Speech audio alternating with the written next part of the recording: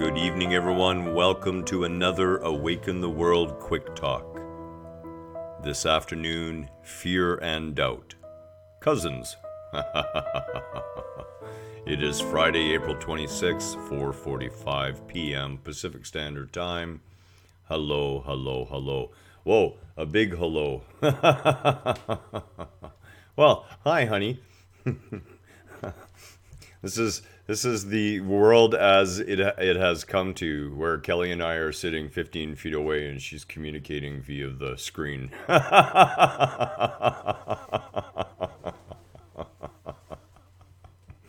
We talked about right use of technology, right? Right, honey? We did? Yeah?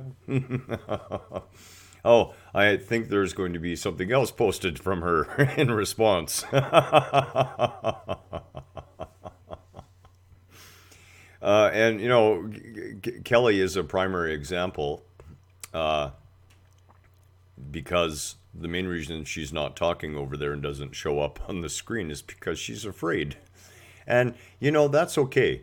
Realistically, there are a lot of people who live in a state of fear and doubt about a lot of things, but primarily and first and foremost about themselves.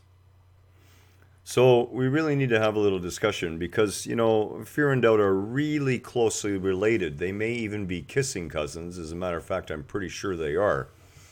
Now, let's explore fear for a minute. Now, we all know that fear is programmed or past-based.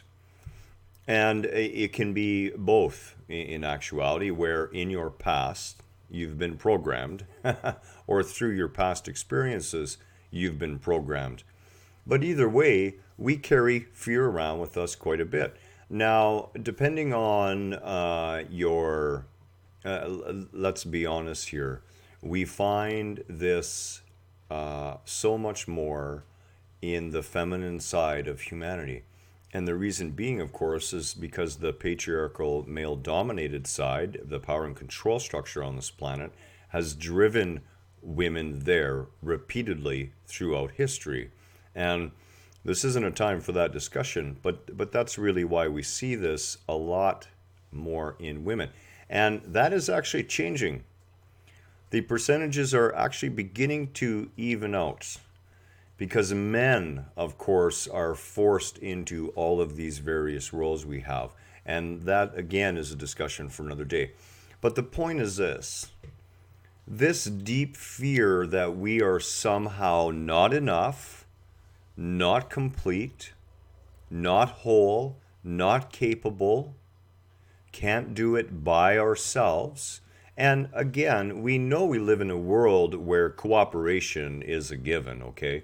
There's almost 1,000 people behind the average plate of food at a dinner table. So cooperation is a given. But the idea that you need someone else in your life to direct you and guide you as to who you can be or not be, or what you can do and not do, is entirely wrong.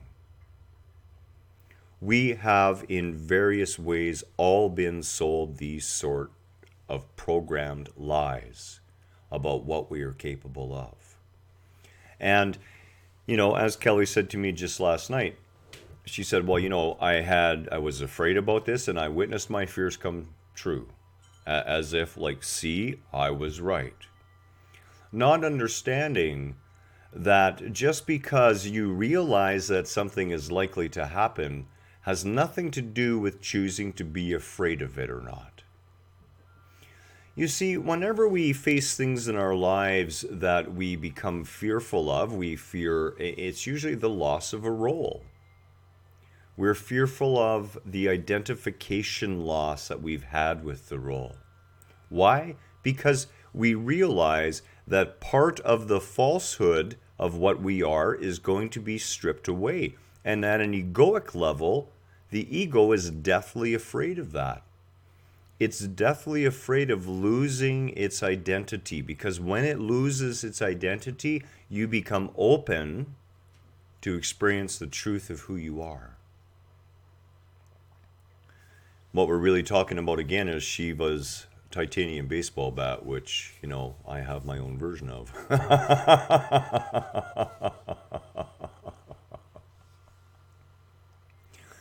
And then, of course, we take these past fears and we project them into the future, and we call that doubt. We look at what's happened before.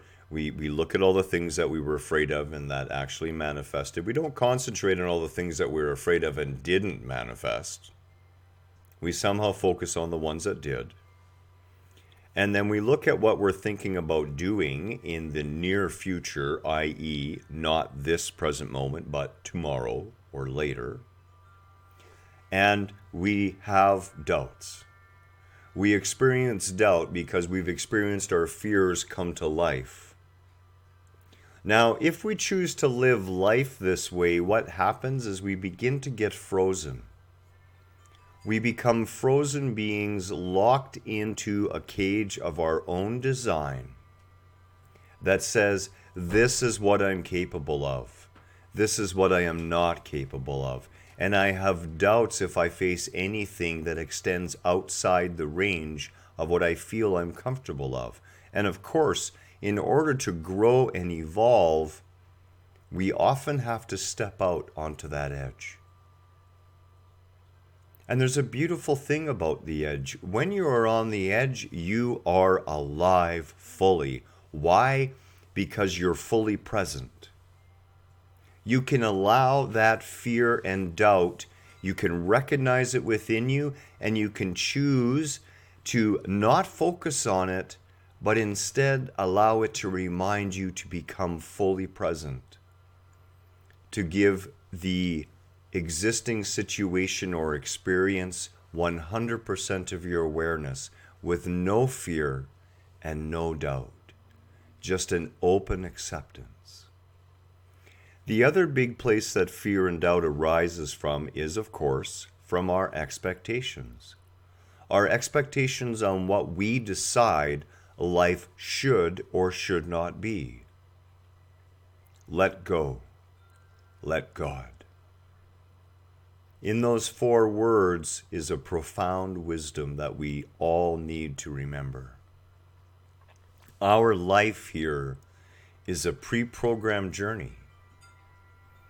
We, in the truth of our existence, are along for the ride experiencing this egoic personality that I would call Garen.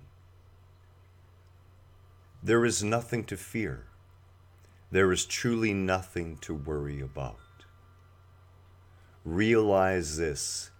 Allow your faith in a divine presence throughout creation that is managing the entirety of our universe with no effort whatsoever.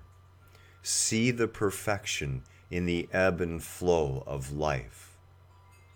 And rest easy, knowing that you are forever held in those divine arms.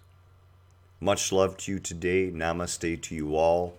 We're going to have a great meditation tomorrow night on the Help Awaken YouTube channel. Take care.